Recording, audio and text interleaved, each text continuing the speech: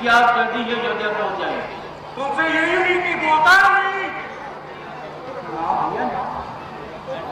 मालूम होता है आज नहीं आ रही है कि ये किसी हिदायत के जरिए ऐसा बोल रहा है।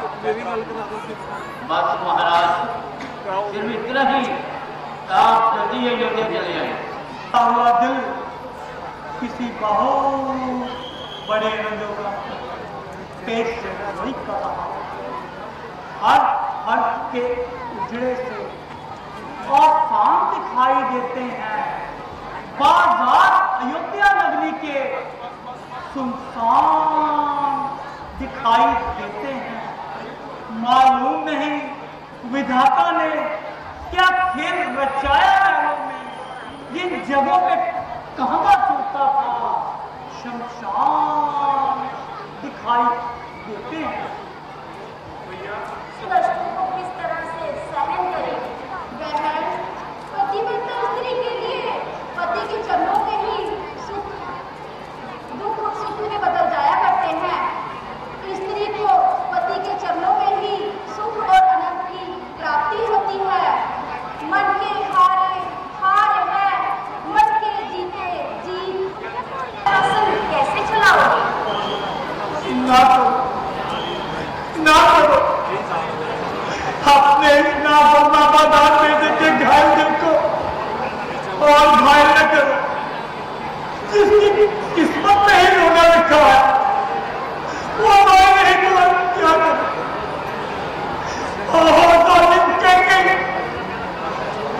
क्यों ना मेरा गला पैदा होते ही खोल दिया हो, ताकि ये कलंक का टीका मेरे माथे पे को न लगता। ये क्या है तुम लोग पुत्र? होश करो। बहन कौशल्या ने ऐसी कौन सी बात कह दी जिसका तुम्हें गिला है? यही तो अफसोस है कि माता ने इतना बड़ा गुनाह करने पर भी मुझे कुछ नहीं कबूल हो।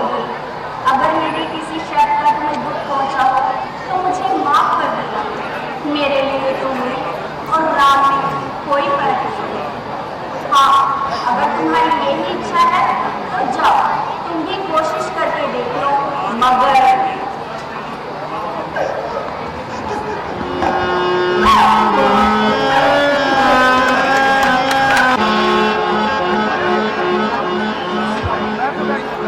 मंत्री जी, यह सामने बहुत गर्दोगुमार दिखाई है। ऐसा मालूम होता है कि जैसे कोई बहुत चढ़ाई करके चली आ रही हो, मगर हमारी तो ना किसी से दुश्मनी है और ना ही अदावत। फिर इस फौजा का सीधा काम ही हो सकता है। कुछ समझ में नहीं आता क्या महाराज, हमें देर नहीं करनी चाहिए, बल्कि हमें अपनी सेना को अभी तैयार रखने का हुक्म देना।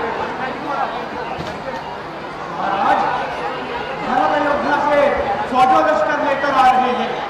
या मैं आपसे सिर्फ ये दरियाफ्त करने आया हूं कि आपके पास जरूर श्री रामचंद्र जी आए होंगे।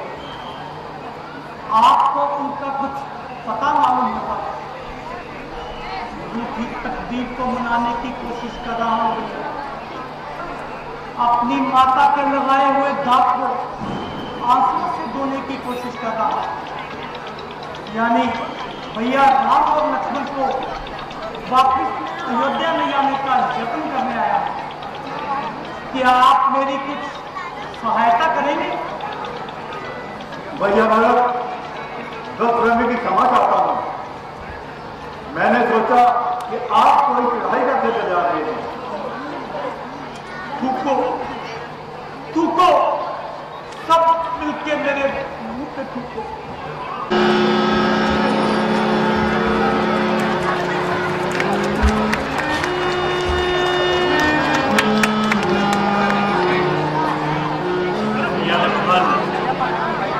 सुना है कि भैया भरत फौजों लश्कर लेकर इसी तरफ आ रहे हैं। ना मालूम क्यों। भ्राता जी, नागिन का बेटा जहर में नागिन से कम नहीं होता। भैया लक्ष्मण, कुछ सोच समझ के बात उनसे निकालनी चाहिए। आपकी नरमी ने ही उनको सर पर उठा रखा है। ना आप इस कदर नरमी का बर्ताव करते, ना ही उनके दिमाग आसमान पर चढ़ते। आज मैं देखूंगा उसमें और उसकी फौज में कितनी ताकत है।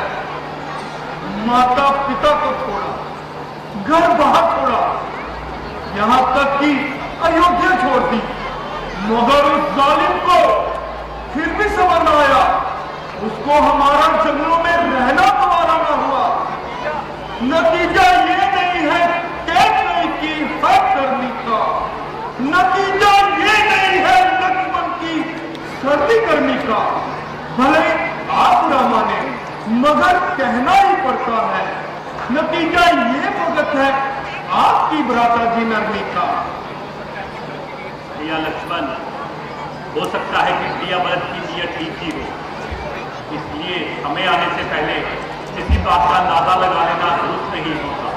कि आपका हो नहीं सकता रघु की विश्वासाजी का, कभी अच्छा नहीं निकला नतीजा जल्दबाजी का।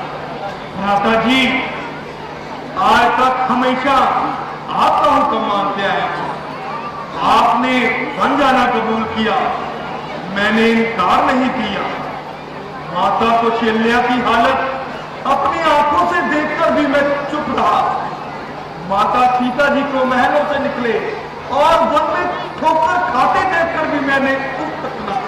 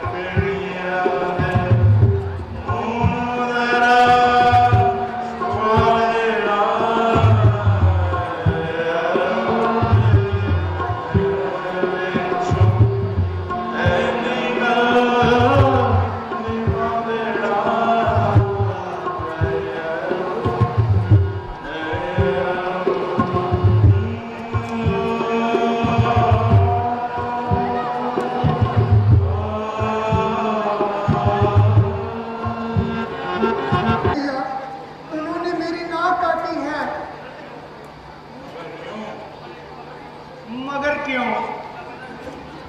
बिना वजह कोई किसी की नाक नहीं काटता। इसकी भी कोई वजह होगी। हाय मेरे कोई भैया, जरूरत नहीं। बता, सुप्रखा बता, वो कौन मौत के तरफदार हैं जिन्होंने के मौत की मां में टांग लगाई? बता, जल्दी बता। भैया मेरे साथ चलो। वो अयोध्या के राजकुमार पंचवटी में आए हैं। Let's go. मालूम होता है वो बदकार अपने मददगारों समेत आ रही है। हमें पहले ही होशियार रहना चाहिए। पिताजी को साथ लेकर एक और चले जाओ। नहीं भैया, बहुत दिनों से दिल में तमन्ना थी कि किसी से दो हाथ करने का मौका मिल सके। बड़ी देर के बाद ईश्वर ने बात सुनी है और फिर कसूर भी तो मेरा है, इसलिए आप मुझे आज्ञा दीजिए। बड़ी मुद्दत से है बेकार भ्राता मां लक्ष्मण के, एक अरसा हो गया निकले नहीं अरमान लक्ष्मण के। बड़े खूंखार है जालिम, निशाचर देख लेने दो। कहा है जब मुझे मारने आए? यहाँ तो कोई नहीं है, कोई जो मेरा मुकाबला कर सके। मैं हूँ शेर सिंह, हजारों शेर मैंने मारे। आप खड़ा करो जो मुझसे लड़ना चाहता है। ये तो हजारों हाथ खड़े हो गए।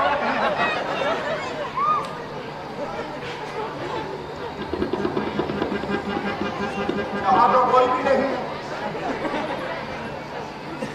इधर क्या? प्यास लगी है पानी की।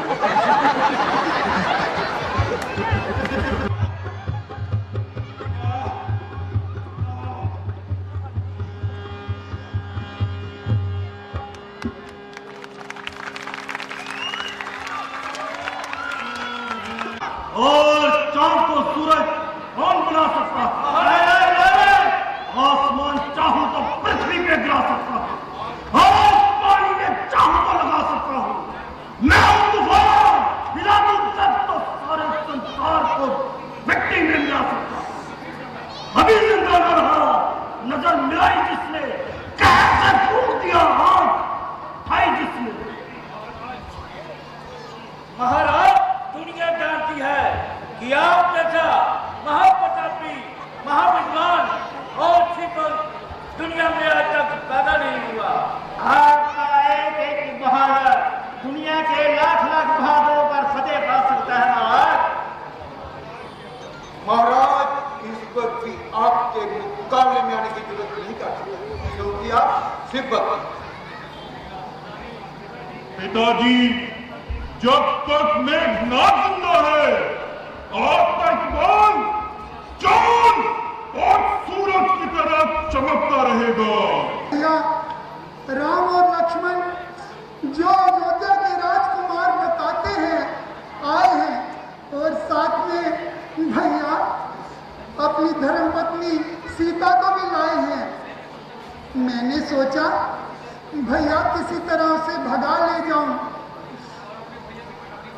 और अपने भैया की कटरानी बनाऊं, लेकिन भैया अभी मैं वहां पहुंची भी नहीं थी कि मोए लक्ष्मण ने मेरी नाक काट दी। हाय हाय मेरे भैया भैया। लेकिन सीता बहुत खूबसूरत है, देखने में तो वो साक्षात अवतार ही नजर आती है। खामोश, दरबार बर्खास्त।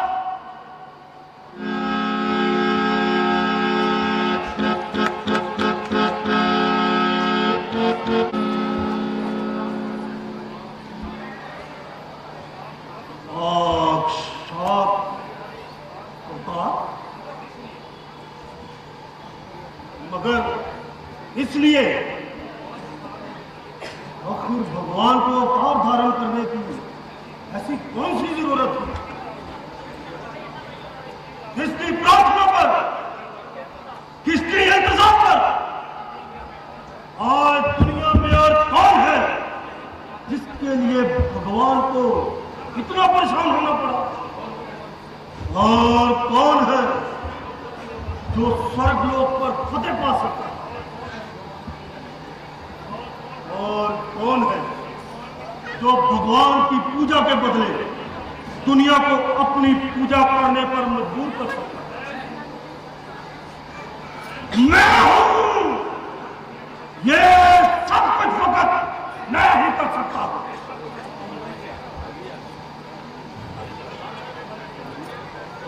जिस वक्त मैं स्वयंवर में गया, मेरा माथा उसी वक्त ठनका था। इतनी प्यारी प्यारी मोहनी सूरत थी वो, दिल फौरन पांव चूम लेने पर चाहता। जवाब दे, जिंदगी चाहता है या मौत? ना जिंदगी की चाह है, ना मौत की परवाह।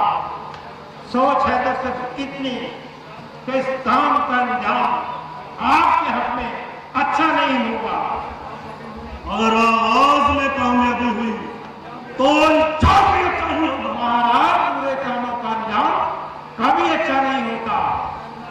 मैं और कुछ सुनना नहीं चाहता। तरीका जो मैं कहूं, आओ मेरे साथ।